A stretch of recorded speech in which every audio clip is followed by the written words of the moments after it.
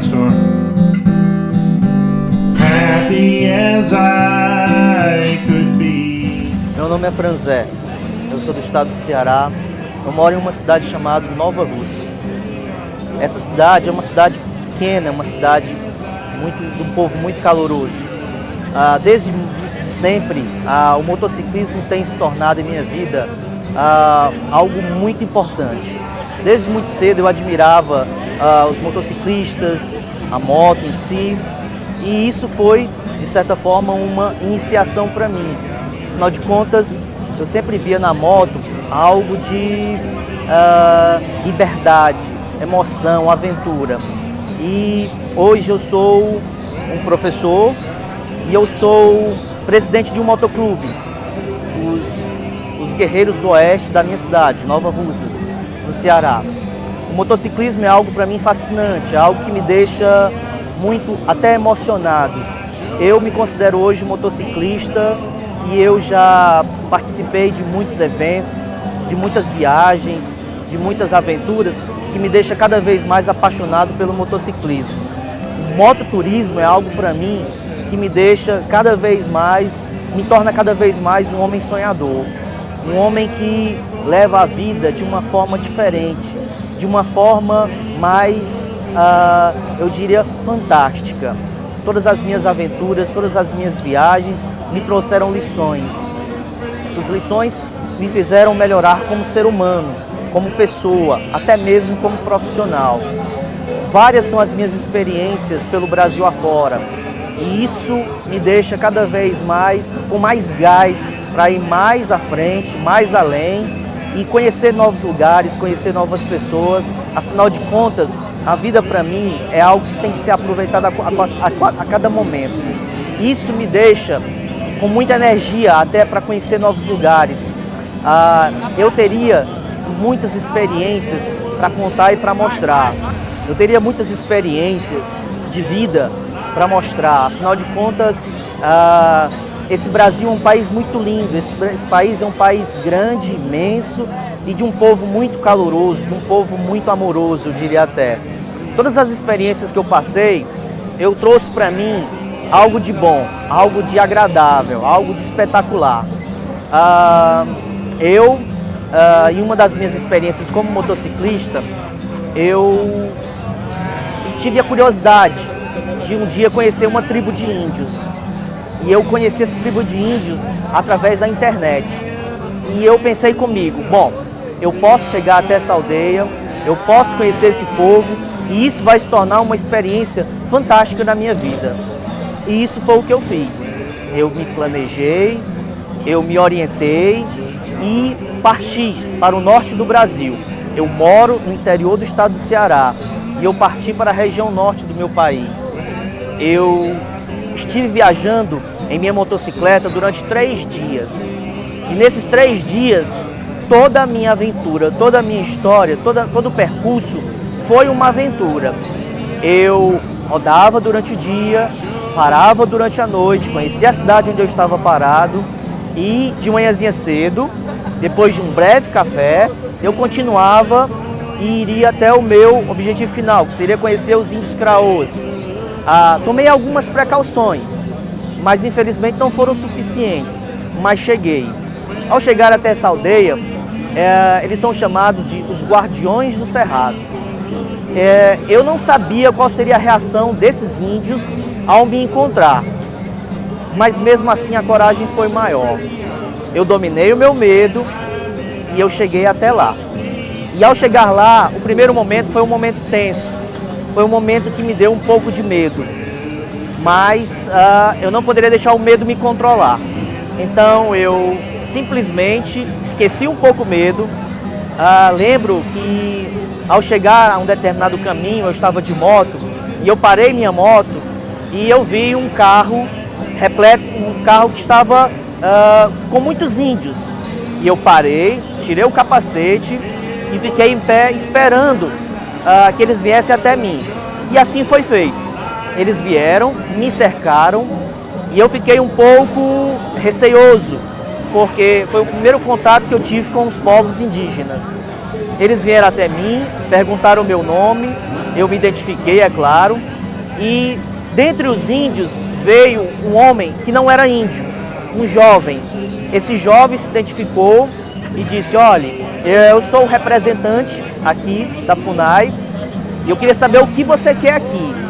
Eu me identifiquei mais uma vez e disse qual seria o meu objetivo. Como professor, eu queria conhecer essa tribo de índio, seus costumes, suas crenças, seus gostos, como eles viviam. E ele simplesmente olhou para mim e disse: não, você não pode pedir a mim, você tem que pedir ao cacique. E eu perguntei quem era e ele disse: é esse determinado homem que está perto de você. Então me dirigi até ele de forma muito educada, de forma muito cortês e simplesmente falei: olha, eu sou um professor, sou do estado do Ceará e eu estou aqui em minha motocicleta e eu queria conhecer seu povo. Ele olhou para mim e disse: eu sou o cacique e eu autorizo sua entrada até a minha aldeia. Então eu entrei e lá eu vivenciei coisas que até hoje me marcaram para sempre. Ao chegar lá, me deparei com uma tribo de índio e essa tribo de índio, as mulheres andavam de forma diferente, elas se vestiam de forma diferente. E naquele momento eu tive um pouco de bater uma certa vergonha. Afinal de contas, elas estavam seminuas, não é? Mas isso também não me impediu de que eu continuasse no meu projeto, no meu plano de conhecê-los. Então eu entrei. O primeiro problema, o primeiro obstáculo foi a língua. Alguns índios não falam português. Eles falam uma língua que só eles conhecem e que eu não dominava. Então o primeiro obstáculo foi esse. Depois, ao ingressar até a aldeia, eu encontrei pessoas que falavam os dois idiomas. Índios que falavam português e sua língua nativa. Lá eu fui bem recebido, eu passei por Na verdade eu queria passar 2 horas e tirar algumas fotos. No entanto, um deles, um representante, me perguntou se eu não queria ficar mais tempo com eles lá. E eu aceitei o convite de ficar com eles. E acabei ficando, em vez de 2 horas, passei 2 dias e 2 noites com os índios. Lá eu comia o que eles comiam, vivia como eles viviam e lá eu conheci todos os seus costumes, suas crenças, seus hábitos. Eu sempre registrava tudo, eu sempre fotografava tudo. Para mim tudo era novidade, para mim tudo era mágico. Lembro que eu também pensava na seguinte situação: eu não posso ofendê-los, eu não posso fazer nada que possa trazê-los a uma certa indignação. E lembro que em determinada situação, uma mãe indígena vinha com seu bebê chorando e ela foi até o pajé fazer um determinado ritual religioso. E eu automaticamente peguei minha máquina fotográfica e fui fotografá-lo. Não me esqueço de jeito nenhum da hora quando essa índia olhou para mim e simplesmente disse: não, não, não, não, não, não, fotografias não. Eu imediatamente desliguei a máquina fotográfica, guardei no bolso e parei. Eu tinha esse cuidado, eu tinha esse zelo. Afinal de contas, eu não queria ofendê-los de forma nenhuma. Participei da chamada corrida de tora, onde eles colocam uma madeira, um tronco nas costas e vão para dentro do mato e saem correndo, né? Participei com eles. Mas algo que me chamou muita atenção foi quando uma índia me abordou e disse: você não quer ser batizado por nós? E eu olhei para ela e disse: não, no meu povo, a gente já passa por um determinado batismo. E eu não queria participar de nenhum ritual religioso de vocês. Ela simplesmente olhou para mim e disse: não, é apenas um ritual de amizade. Eu simplesmente concordei com o ritual de amizade e assim foi feito. Eu recebi um novo padrinho e uma nova madrinha. Esse padrinho, na língua dos índios craôs, chama-se Queti, Aiketi. E eu teria que ficar nu na aldeia para que eles pudessem me pintar. Aí eu tive que falar que no nosso povo, eu sempre me referia a nós como o nosso povo, né? Eles gostam muito de usar essa expressão povo. E eu disse que não era hábito nosso ficarmos nus. E ela olhou para mim e disse: não, mas será que você deve ter cueca? Eu disse: sim, então você vai ficar de cueca e nós vamos fazer o ritual com você. Bom, naquele momento eu achei um pouco estranho, mas concordei, né? E na tarde desse dia eu fui pintado uma parte do meu corpo inteira por essa madrinha, porque o ritual manda que essa madrinha comece as pinturas no meu corpo. E o meu corpo foi pintado essa primeira parte com jenipapo, um azul. E eu fui pintado do meu peito até os pés com esse jenipapo. E me afirmaram que no dia seguinte eu seria apresentado à aldeia e que eu passaria pelo banho da purificação. Assim concordei. E no dia seguinte, cedo, eu fui levado até o centro da aldeia, que tem é circular, e lá na frente e cercado por índios, eu fui apresentado, de mãos a cada um índio dado, eu fui apresentado com o meu nome. Mas a partir daquele momento, aquele nome Franzé não existiria mais. Eu receberia outro nome. Afinal de contas, eles iriam trocar o meu nome. Eu não seria mais conhecido com o nosso nome do nosso povo. Eu seria conhecido com o nome do povo deles. Nesse momento que eu fui levantado, erguido, um índio chegou e segurou na minha mão. E eu disse, o que está acontecendo? Ele disse, se acalme, é assim mesmo. E eu fui levado até determinado ponto para que houvesse o chamado banho da purificação. Ora, mas a parte constrangedora, que eu diria até assim, ela não terminou aí. Porque eu era levado e eu era passado de ombro em ombro aos demais índios que estavam lá. Eu fui passado de ombro em ombro sem tocar os pés no chão. Eu fui passado, pelo menos, nas minhas contas, por 10 índios, 10 ombros de homens índios. E ao chegar lá, eu tive que tirar o short onde eu estava vestido, fiquei só de cueca e levei um banho. Esse banho só pode ser dado pelas índias. E colocaram sabonete pelo meu corpo e jogaram água sobre mim. Então eu fui banhado. Quando eu pensei que o batismo já teria acabado, na verdade só estava começando. Uma índia colocou da mesma forma como o índio a sua cabeça por baixo de mim, das minhas pernas, e me ergueu. E assim eu fui levado até o centro da aldeia. Lá eu fui colocado e foi começar a segunda parte da pintura, onde eles me pintaram com urucum, um vermelho bem forte. A parte estranha, que eu diria até que me deixou um pouco, eu achei muito esquisito, foi que no momento em que elas começaram a me pintar, elas trouxeram o urucum de forma bem sólida, uma pequena bolinha de urucum. E eu me perguntava, mas como ela vai me pintar se não está líquido? Não foi preciso perguntar nada, a resposta veio rápido. Ela simplesmente colocava a mão para o lado e o ritual mandava que a índia que estava do meu lado, ela cuspisse, ela cuspia no urucum para que pudesse ser dissolvida aquela pequena planta, o urucum, e fosse passado no meu corpo. Isso me deu um certo, como é que eu poderia dizer? Eu fiquei com um pouco de nojo no momento, até porque a índia que estava naquele momento salivando, ela estava um pouco, como eu poderia dizer, um pouco gripada, e aquela gripe estava deixando aquela situação um pouco chata, né?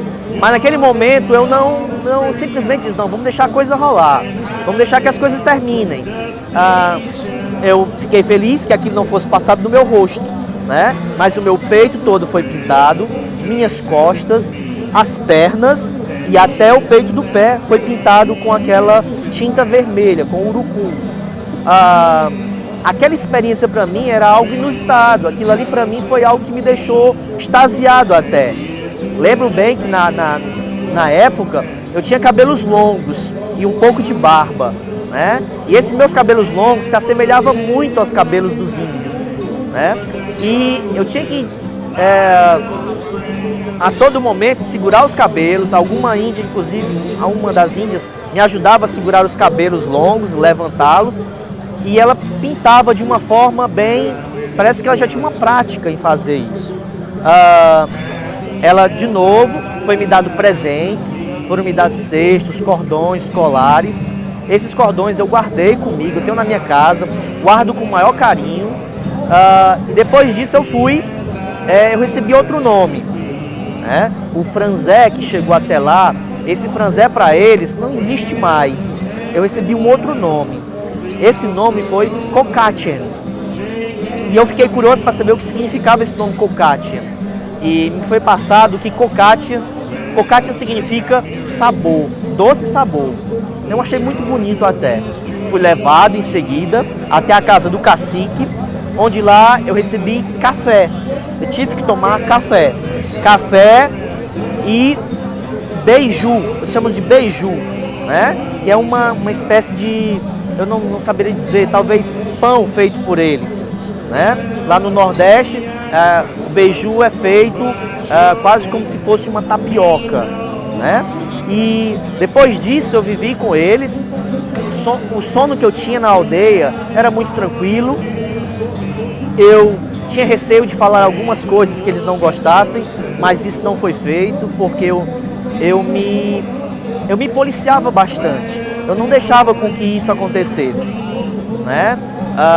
Lembro-me de uma parte interessante quando eu perguntei para eles se eles acreditavam em Deus. Eles me disseram que sim, e eu perguntei como seria o nome de Deus. E eles me falaram, Deus chama-se Papã. Papã. E eu disse, onde vive Papã? Onde mora Papã? E eles apontavam o dedo para o céu e diziam que Papã mora no céu. No momento que eu perguntei por Deus, eu fiquei com muita curiosidade de perguntar pelo diabo, né? Então eu não fiz essa pergunta, eu fiquei meio receoso. 3 horas depois, junto com o representante da FUNAI, eu perguntei sobre Deus, eles me responderam. E o diabo? Eles creem no diabo? O representante da FUNAI, ele era ateu, não acreditava em Deus. No momento ele deu uma risada e falou, olha, eles acreditam no diabo sim, só que eles dão o nome do diabo, eles dão o nome de Mecaron. Mecaron é o nome que eles dão, é o termo que eles usam para se referir ao diabo, né? E ele continuou dizendo para mim, olha, o diabo é interessante, o Mecaron é interessante para eles. Quando eles vão caçar, se eles pegam e eles capturam determinados animais, eles levam para casa. Se no dia seguinte eles tiverem a oportunidade de capturar o mesmo animal, eles vão ficar com bastante medo, porque eles acham que Mecaron pode estar naquele animal. Eles acham que, eu não sei, não saberia dizer, mas eles acham que poderia ser muita coincidência o mesmo animal estarem capturando o mesmo animal. Então eles levam para casa, mas com receio, porque eles acham que Mecaron, o diabo para eles, pode estar dentro daquele animal. Isso é a crença que eles têm, não é? Lembro-me que tudo para mim era novidade lá. A dança, lá não tem energia elétrica, tudo é escuro depois das 7 da noite, das 6 horas da noite. Eles cantam e dançam todo dia, cantam e dançam todo dia. E isso para mim era interessante porque, sinceramente, eu não via graça nenhuma naquele tipo de dança, naquele tipo de música. Eles mal têm instrumento, é um chocalho praticamente que eles balançam. Eles não, o cacique balança aquele chocalho e as índias formam uma espécie de coral, onde só elas podem cantar, elas e o cacique. Os índios, os homens, no máximo, podem dançar, batendo o pé no chão. Eu achava interessante porque eles são muito alegres, eles são muito animados. Parece que naquele lugar, eu tenho certeza, eu não vi nenhum índio com sintomas de depressão. Simplesmente eram alegres, eram satisfeitos. E eu pude ver que a vida deles é muito simples. Eles não têm nada, eles mal têm cadeira para se sentar, eles dormem no chão, eles dormem em esteiras, principalmente se forem casados. Porque as relações sexuais não podem se dar, segundo eles, nas redes. Eles colocam uma esteira no chão. O que eu acho interessante é que nem colchões eles têm, né? As casas só tem uma porta de entrada, não tem porta dos fundos. Não existe telhado, existem palhas por cima das casas. As crianças são muito bem educadas. Em nenhum momento eu vi agressão dos índios pais e das mães àquelas crianças, em nenhum momento. Simplesmente eles eram educados de uma forma que Eu não saberia dizer para vocês como, só que diria até que eles são bons exemplos para nós, né? Porque eu não vi nenhuma agressão física àquelas crianças. Eles preservam a natureza num nível que eu diria de forma muito cuidadosa. Eles não sujam seus rios de forma nenhuma. Eles não poluem. Os índios Craôs têm um orgulho muito grande de serem chamados de guardiões do cerrado. Segundo eles, quando os portugueses chegaram aqui, os portugueses com armas de fogo expulsaram muitas etnias indígenas. E naquela região de cerrado, os únicos índios que permaneceram, tiveram coragem de enfrentar os portugueses, foram os índios Craôs. Então eles se intitulam como guardiões do cerrado.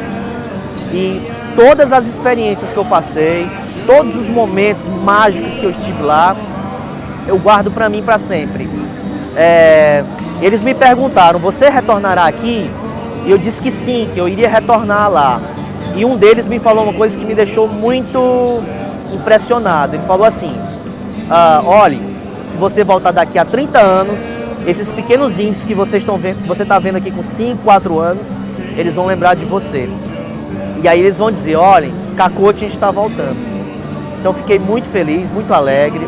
Eu guardo no meu coração essa experiência. Viver com os índios é algo mágico, é algo muito interessante. Todas as pessoas deveriam ter essa experiência. Em nenhum momento eu fui ofendido, em nenhum momento eu fui maltratado, muito pelo contrário, fui tratado com muito carinho.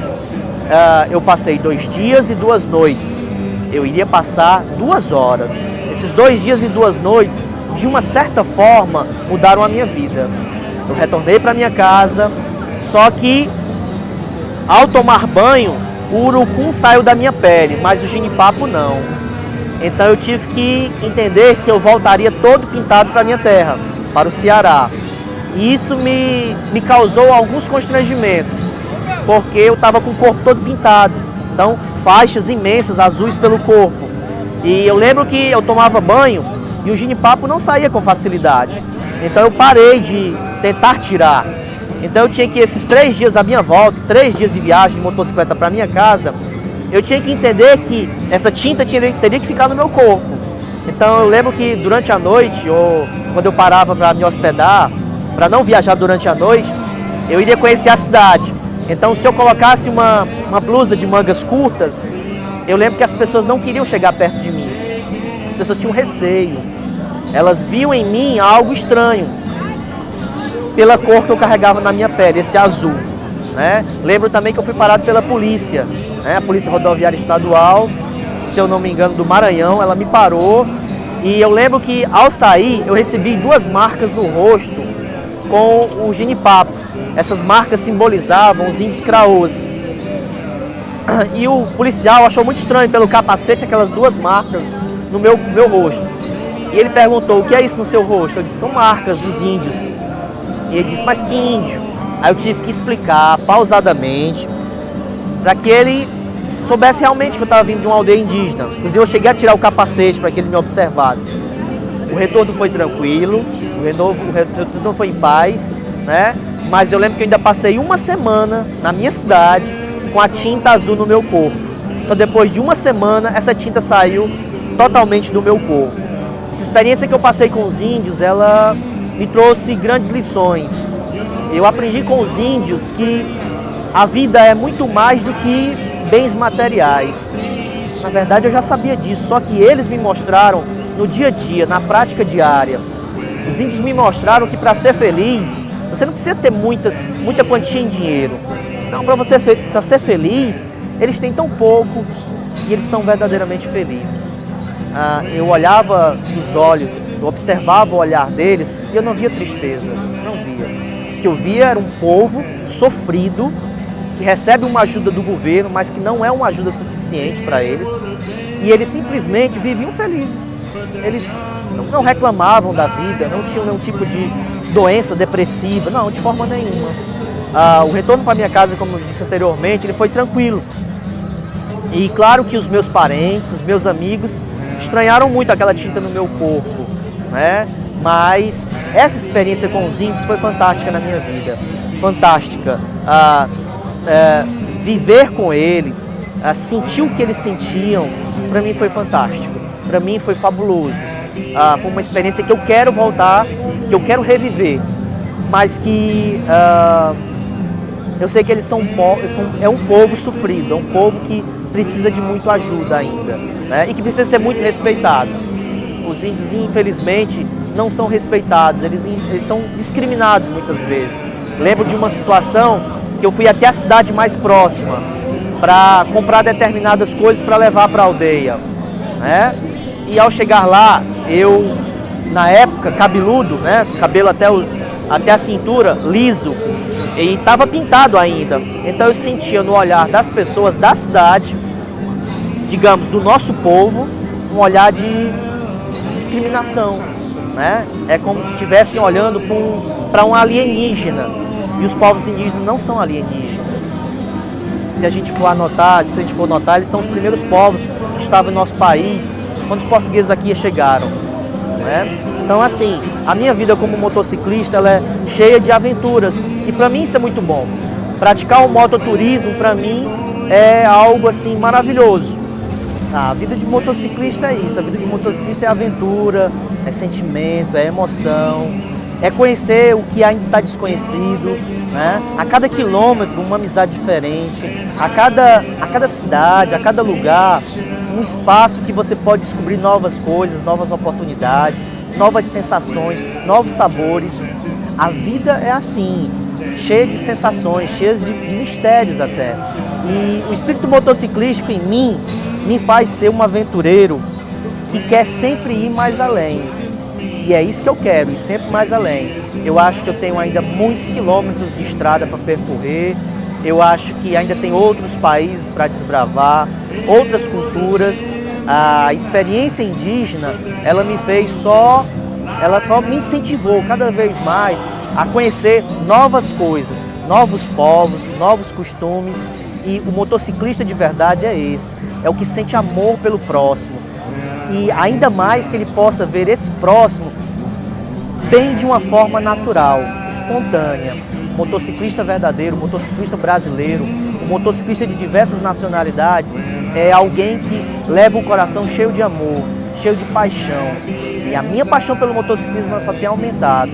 Eu sou uma pessoa muito feliz. E uma das coisas que eu falo, uma das características que me torna uma pessoa mais feliz é sinceramente ser um motociclista e praticar as minhas aventuras e ir mais além a cada dia que passa. Eu espero que isso se prolongue por muito tempo em minha vida. O projeto do The Riders é algo que eu acho muito importante. Levar essas experiências que os motociclistas passaram, essas experiências vividas, é fabuloso, é fantástico. Afinal de contas, todos os motociclistas têm uma história para contar, tem uma história vivida em qualquer lugar, em qualquer civilização, em qualquer cultura. O The Riders pode passar, através desse projeto, muita emoção, muita alegria até. Essas experiências que as pessoas passam, que os companheiros, os irmãos estradeiros passam, vai fazer até com que outras pessoas possam se aventurar, sair do comodismo, sair da vida muito parada. E isso vai fazer com que as pessoas vivam uma vida muito mais intensa. O The Riders vem esse projeto, na minha opinião, ele faz com que outras pessoas possam contar a sua história, possam contar suas emoções vividas. E as emoções que os motociclistas passam, elas são, na maioria das vezes, eu diria que todas, emoções verdadeiras. E passar essas histórias, passar essas emoções para as outras pessoas, mesmo que elas não sejam motociclistas, é importante. É algo que vai fazer com que as pessoas vejam a vida de outra forma, de outro ângulo. E cada vez que um projeto vem mostrar isso para as pessoas, isso tem que ser exaltado, isso tem que ser aplaudido até.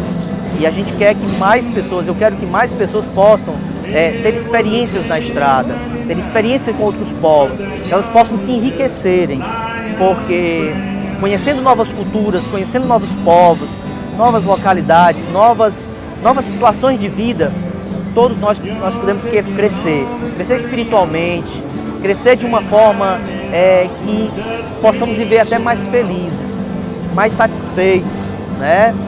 e ver a vida, e ver que a vida não é simplesmente um dia a dia cheio de monotonia, não. A vida pode ser algo mais alegre, a vida pode ser algo mais cheio de energia. E eu acho que esses projetos vêm justamente para isso, mostrar para as pessoas uma nova fase, um novo olhar sobre a vida do motociclista e de suas experiências por esse mundo afora. But that yarn was just lion's brand.